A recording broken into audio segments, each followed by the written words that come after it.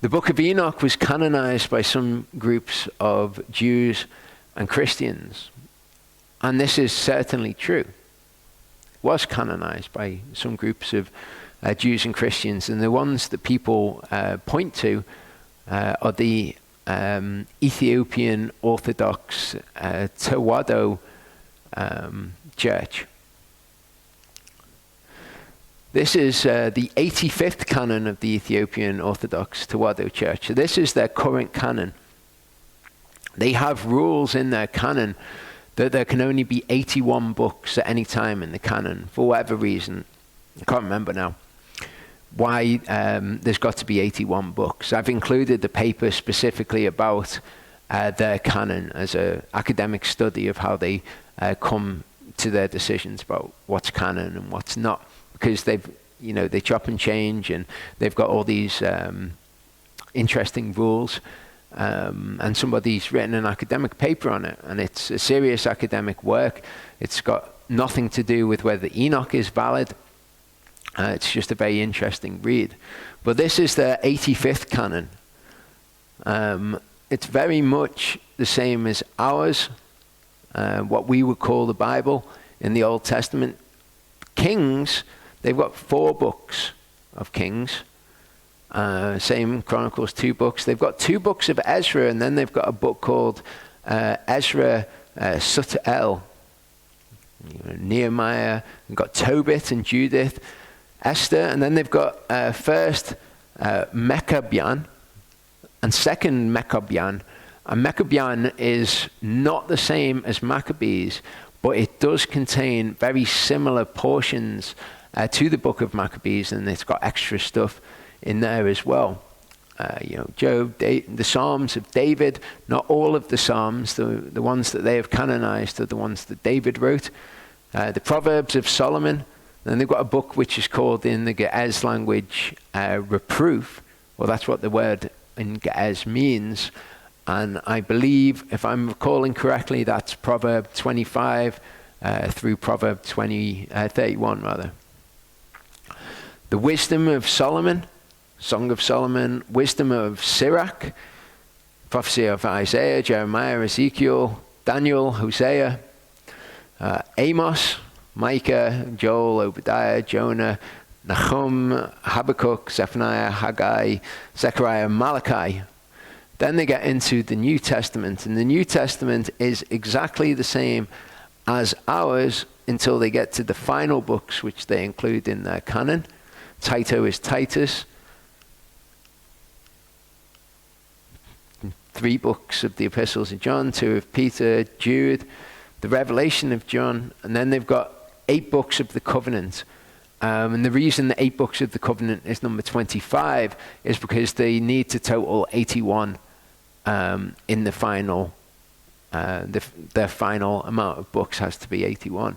But these 8 books of the covenant, which they count as one, are the first and second book of the covenant, the order of Zion, Te'ezaz, which means commandment, Gitzu, Abtilis, Didascalia, and then the book of Clement. And the book of Clement itself is made up of the epistles of Clement and 1 or 2 other works. So they've got quite a lot that they would consider New Covenant books. Okay, this is from that paper that I spoke of by Ankwanga, called The Canon in the Ethiopian Orthodox Tawado Church. And Ankh, I don't know if it's a man or a woman, but they say, overall it can be said that the method of acceptance of books into the canon of the Ethiopian Orthodox Tawado Church seems to have been a rather inclusive one. If one compares the various lists of books in the canons and writings of the Church Fathers, remember that there's been 85 different canons. You also have noticed that Enoch wasn't on the list because currently it's not canonized in the church. It is included in their Bible, but it's not a canonized book. They have other works in their Bible, and I've heard a comparison that it's like in our Bibles we would have a section on maps. It's not a canonized section on maps. It's just in there for other information. So it's in their Bible, it's not canonized. But they go on. If one compares the various lists of books in the canons and writings of church fathers that the Ethiopian church accepts with the current official list of biblical books, it seems almost that any book which has ever been accepted by at least one of the considered councils of these 85 that they've had, and church fathers, has indeed been included in the biblical canon, plus some others which have never been mentioned in any of them, such as the Book of Jubilees or the Book of Enoch. They also say, in general, the Ethiopian Orthodox Tewahedo Church has quite a broad view as to which books it accepts as inspired or holy, since the Bible in this church is supplemented by a number of books that are also considered to be holy and inspired, although not canonical. The distinctions are not all that clear, and quite definitely the question of canonicity in the Ethiopian Orthodox Church is all but closed. In other words, they don't have a closed canon. It's a canon rather that changes, and as long as they can compile things to make them have 81 books, they're happy that it meets the rules of it, of a proper canon. But there are works that are outside of that, works that have never been considered by any of the councils on the canon, such as Jubilees and Enoch, and they are included in their Bible, but they are not part of the canon.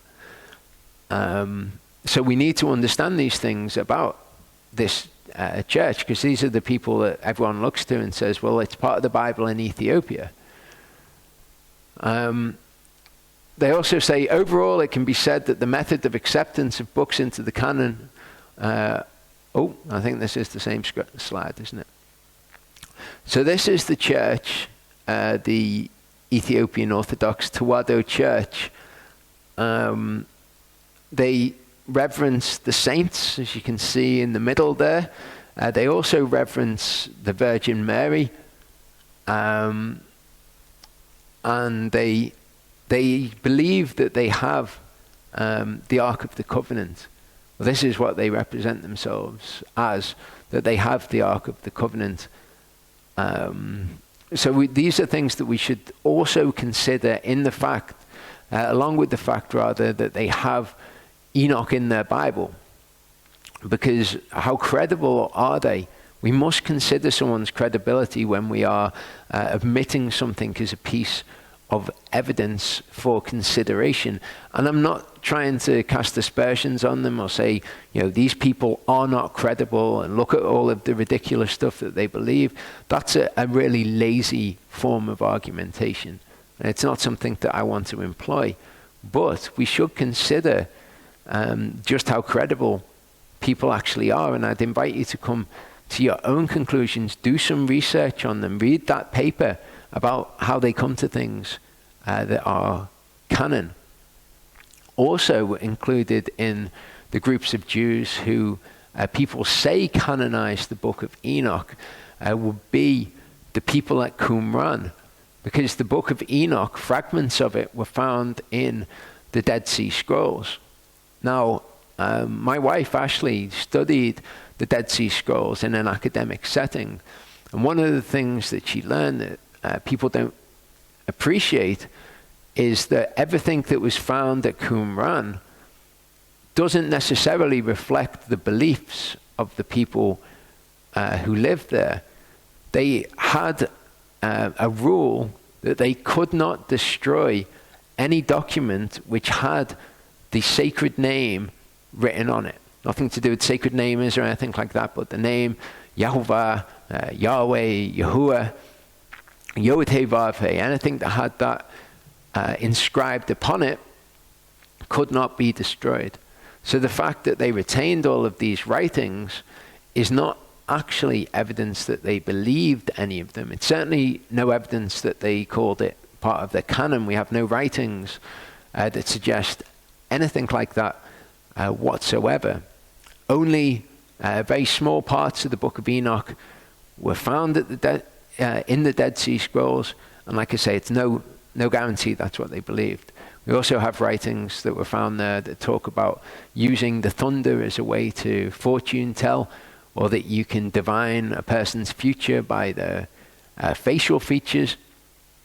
So to look to them and say, well, the Book of Enoch was found amongst all of these writings would certainly not be a convincing argument as to why it would receive the title of Scripture. So factually, I'm going to give it 10 out of 10. There have been groups of Jews and of Christians, the Ethiopian Orthodox Tewahedo Church, for example, and the early church fathers, some of them, and there certainly wasn't a universal view among them, but some of them did. So factually, it's 100% true. Some groups of Jews and Christians did believe that the Book of Enoch was at least inspired, if they didn't include it as part of their canon. But as to an argument why we should include it in Scripture, it's a zero. We don't have any of this myriad of reasons that people present as to why the Book of Enoch should be Scripture. As we've examined them, they've all just fallen apart, and things that seemed really weighty and like really good arguments. And I can understand why people would believe that it was Scripture, believing those arguments. But in the final analysis, it's just turned to nothingness. But as to this as a point of argumentation, the evidence is clear, factually.